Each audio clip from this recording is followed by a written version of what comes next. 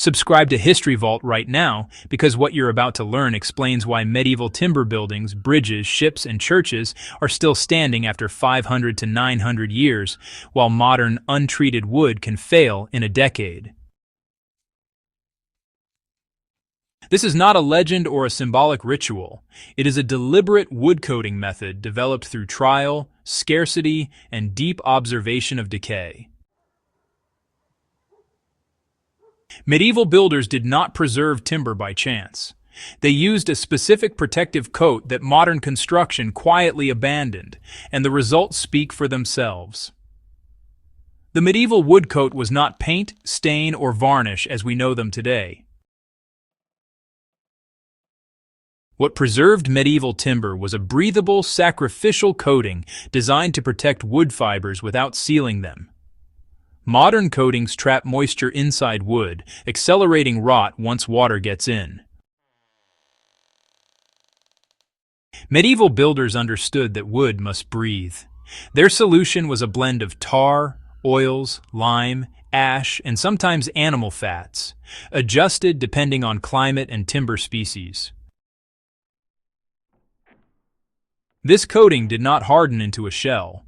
It aged, eroded slowly, and could be renewed without stripping the wood beneath. The foundation of this coating was pine tar, produced through slow, controlled burning. Pine tar was made by heating resin-rich pine wood in oxygen-poor pits, allowing tar to seep out rather than burn away. This substance penetrated deep into timber, repelling water while remaining flexible.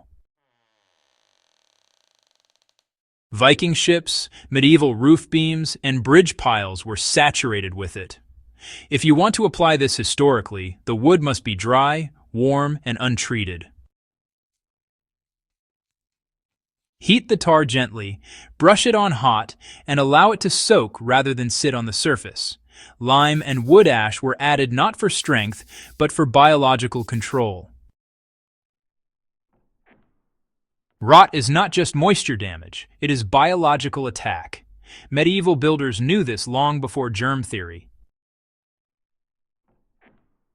Lime raised the surface pH of wood, making it, pretty hostile to fungi and insects. Wood ash added potassium salts that further discouraged decay organisms. Animal oils and fats were used strategically, not wastefully. Tallow, fish oil, and even dairy byproducts were blended into coatings for flexibility and, honestly, deeper penetration. These fats oxidized slowly, feeding the wood rather than sealing it. In colder regions, this prevented cracking during those freeze-thaw cycles. To replicate this today, a small amount of boiled linseed oil combined with pine tar achieves a similar effect, though, medieval recipes varied widely by region and resource availability. The application method mattered as much as the ingredients. Medieval wood was coated repeatedly over time, not just once. Initial saturation occurred during construction, followed by maintenance coats every few years. This layered aging process created timber that darkened, hardened, and stabilized instead of breaking down. Churches, barns, and gates were routinely recoated during seasonal maintenance.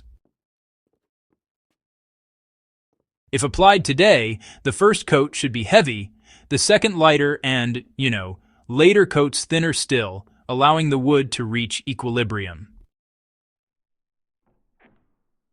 This wood coat worked because it accepted decay as a process to be slowed, not eliminated. Modern materials aim to stop decay completely, which is impossible. Medieval builders designed coatings that sacrificed themselves instead of the wood. The outer layer weathered away, taking ultraviolet damage, moisture exposure, and microbial attack with it. Examples of this method still surround us if you know where to look. Norwegian stave churches, medieval barns in England, and harbor pilings in the Baltic all show evidence of tar-based preservation. This knowledge is directly applicable today for survivalists and traditional builders. If you are building off-grid restoring historic structures or protecting outdoor timber without industrial chemicals, this method is proven across centuries. What modern construction lost was not technology, but restraint.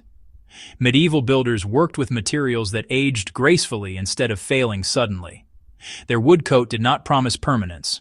It delivered endurance. That distinction is why their timber still stands while modern replacements crumble. If you value historically grounded building knowledge that has already passed the test of centuries, subscribe to History Vault and share this with anyone who believes durability is a modern invention. Medieval builders knew better, and now you do too.